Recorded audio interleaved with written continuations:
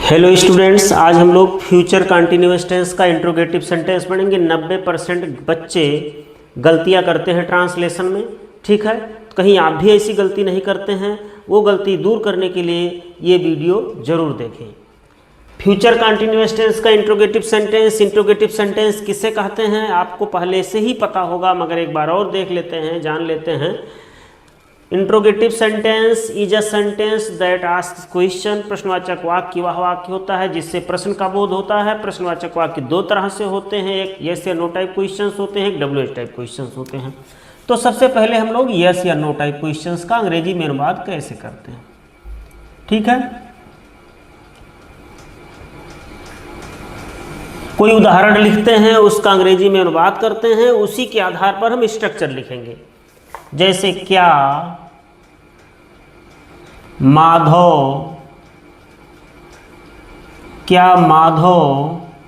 फल बेच रहा होगा।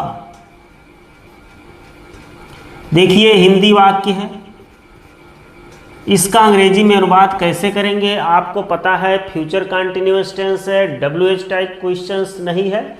इंट्रोगेटिव सेंटेंस का यस या नो टाइप क्वेश्चंस है, चूंकि हिंदी वाक्य में सबसे पहले क्या लगा हुआ है, ठीक है।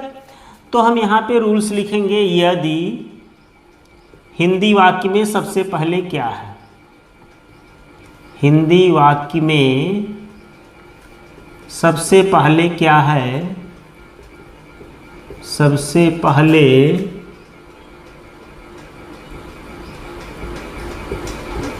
क्या, प्रश्नवाचक शब्द क्या आपका हिंदी में शुरू में ही रहेगा। तो अनुवाद कैसे करेंगे, सबसे पहले इस टेंस का हेल्पिंग वर्ब शैल या विल लिखा जाएगा। सबसे पहले इस टेंस का हेल्पिंग वर्ब क्या लिखेंगे, शैल या विल। तो क्या माधव फल बेच रहा होगा, सब्जेक्ट आपका माधव है तो विल लिखेंगे। क्या लिखेंगे बच्चों, विल, ठीक है। उसके पश्चात सब्जेक्ट लिखा जाएगा। क्या लिखा जाएगा, सब्जेक्ट। आप जानते हैं इस टेंस का जो हेल्पिंग वर्ब है शैल बी और विल बी है, शैल बी और विल बी है, मगर यहाँ विल भी एक साथ नहीं लिखेंगे। विल के पश्चात हेल्पिंग वर्ब, विल के पश्चात सब्जेक्ट लिखेंगे माधव। क्या लिखेंगे, माधव।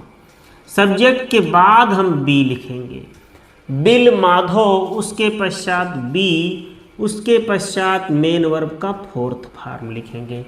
होगा बच्चों SELL, सेल मीन्स बेचना। सेल मीन्स क्या होता है, बेचना। सेल में जब ING जोड़ते हैं तो सेलिंग हो जाता है, ठीक है। Bill Madhav be selling the fruits या फ्रूट्स,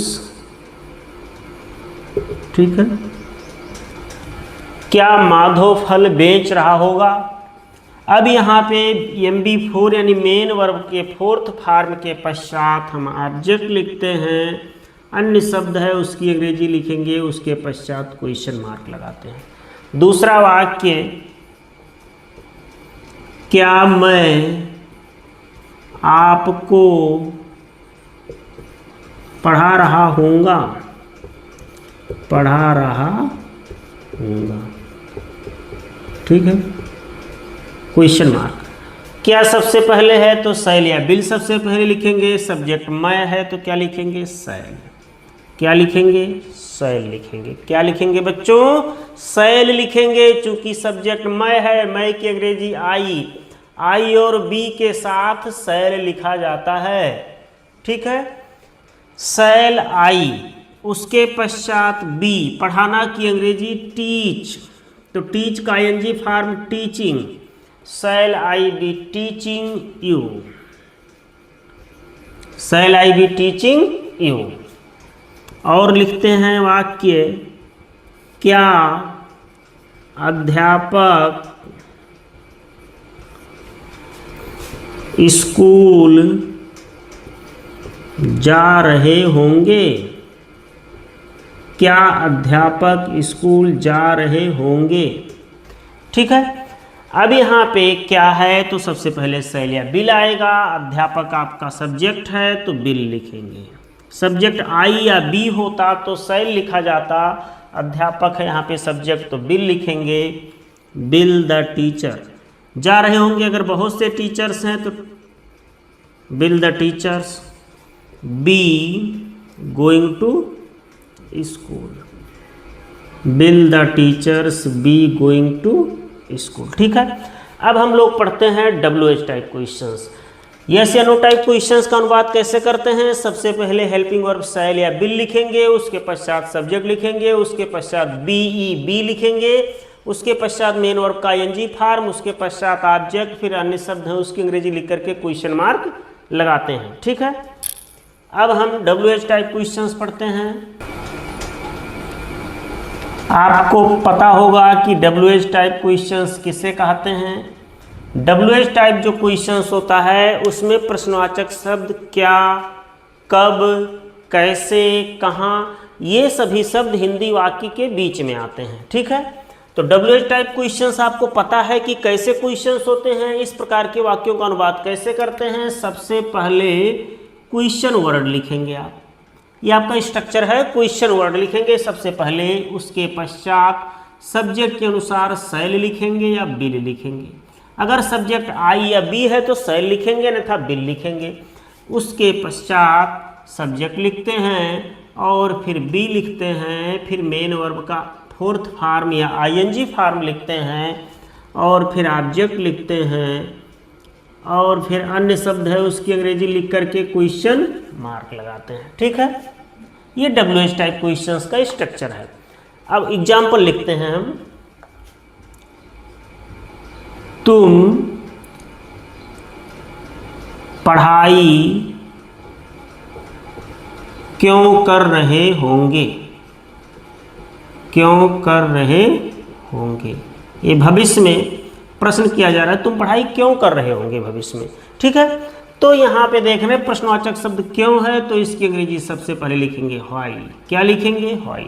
उसके पश्चात बिल लिखेंगे, चूंकि सब्जेक्ट यू है तो यू के साथ बिल लिखा जाता है, व्हाई बिल। उसके पश्चात यू, सब्जेक्ट आपका यू है, उसके पश्चात बी लिखते हैं, पढ़ाई करने का, studying, STUDYING, why bill you be studying. ठीक है, दूसरा वाक्य लिखते हैं, उसके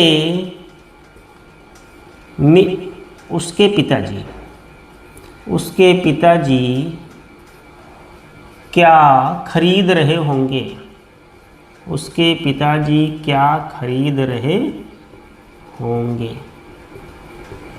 देखिए इसका अनुवाद कैसे करेंगे। क्या शब्द हिंदी वाक्य के बीच में है।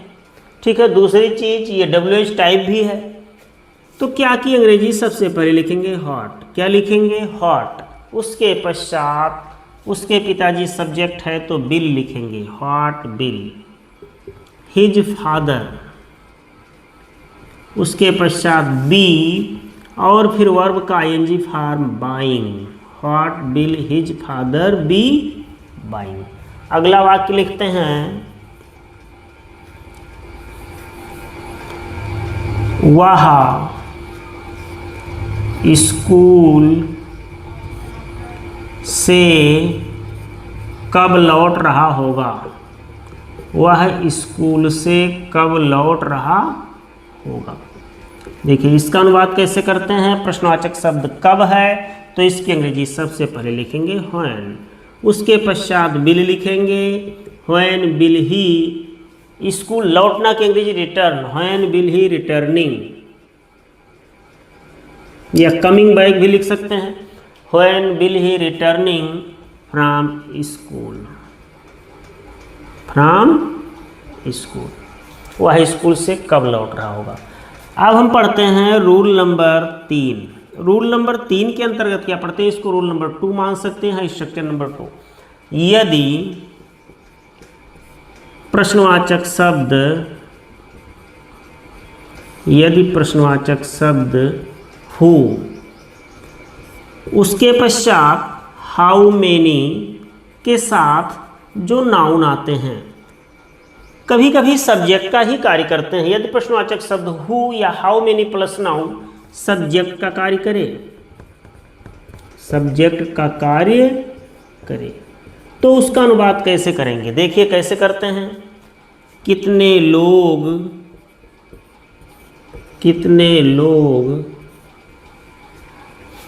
इस गांव में रह रहे होंगे। ठीक है। अब यहाँ पे हम देख रहे हैं कितने के साथ लोग आया है और ये सब्जेक्ट्स भी है।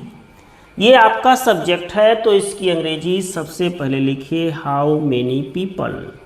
क्या लिखेंगे?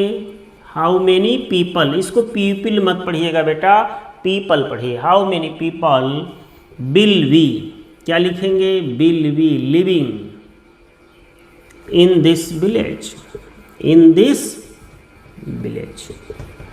ठीक है, क्वेश्चन मार्क। अगला वाक्य लिखते हैं जिसमें कौन शब्द कार्य कर रहा हो सब्जेक्ट का। तुम्हें कौन पढ़ा रहा होगा? तुम्हें कौन पढ़ा रहा होगा? ठीक है। यहाँ पे देख रहे हैं कौन शब्द सब्जेक्ट का है और प्रश्नवाचक शब्द दोनों है, तो who will be teaching you, who will be teaching you, question mark.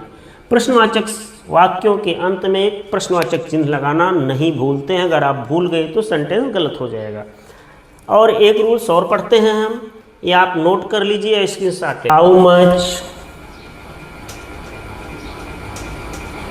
How many, चलिए इसको रूल नंबर 4 दे देते हैं। हाउ मेनी, हुज तथा हुइच के साथ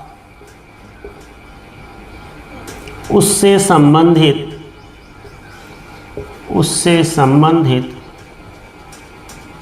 नाउन भी लिखे जाते हैं। नाउन भी लिखे जाते हैं। जैसे वह कितना दूध पी रहा होगा, वह कितना दूध पी रहा होगा। ठीक है। बच्चे कितनी रोटियां ला रहे होंगे। देखिए इस दोनों सेंटेंस का अनुवाद कैसे करेंगे। कितना शब्द की अंग्रेजी यहाँ हाउ मच लिखेंगे और यहाँ पे दूसरे वाक्य में कितने की अंग्रेजी हाउ मेनी लिखेंगे। ऐसा क्यों है? हाउ मच के साथ यहाँ जो नाउन आ रहा है, दूध अनकाउंटेबल है, तो हाउ मच के साथ अनकाउंटेबल नाउन आता है। और रोटियां आप गिन सकते हैं, लोब्ज लिख सकते हैं। ठीक है, लोफ मीन्स रोटी, लोब्ज मीन्स रोटियां। तो ये आपका काउंटेबल है, इसलिए हाउ मेनी लिखा गया। तो ये अनकाउंटेबल था, हाउ मच लिखा गया। ये काउंटेबल था, हाउ मेनी लिखा गया। अब हाउ मच हाउ मेनी के साथ उससे संबंधित नाउन्स आप लिख दिए। अगर इसका अनुवाद हाउ मच के पश्चात शैल या बिल लिख देते हैं तो गलत हो जाता है। ठीक है, इसलिए हाउ मच के साथ में उससे संबंधित नाउन्स लिखा जाता है। अगर इसको आपने लिख दिया कि हाउ मच, देखी है, how much will he be drinking milk, तो ये गलत हो गया। ड्रिंकिंग मिल्क, तो ये आपका गलत हो जाएगा बेटा। ठीक है, इसलिए हाउ मच के साथ उससे संबंधित नाउन्स लिखेंगे। हाउ मच मिल्क, उसके पश्चात बिल या शैल लिखेंगे, फिर सब्जेक्ट लिखेंगे, फिर बी लिखेंगे, फिर वर्ब का ING form. How much milk will he be drinking, वह कितना दूध पी रहा होगा। अगर हाउ मच के तुरंत पश्चात या हाउ मेनी के पश्चात बिल या शैल लिख देते हैं तो गलत हो जाता है। ठीक है, अब देखिए बच्चे कितनी रोटियां ला रहे होंगे। How many loaves will the children be, bring means लाना, तो ब्रिंगिंग हो जाएगा, ब्रिंगिंग। ठीक है बच्चों, I hope all of you will understand very well. Thanks for watching.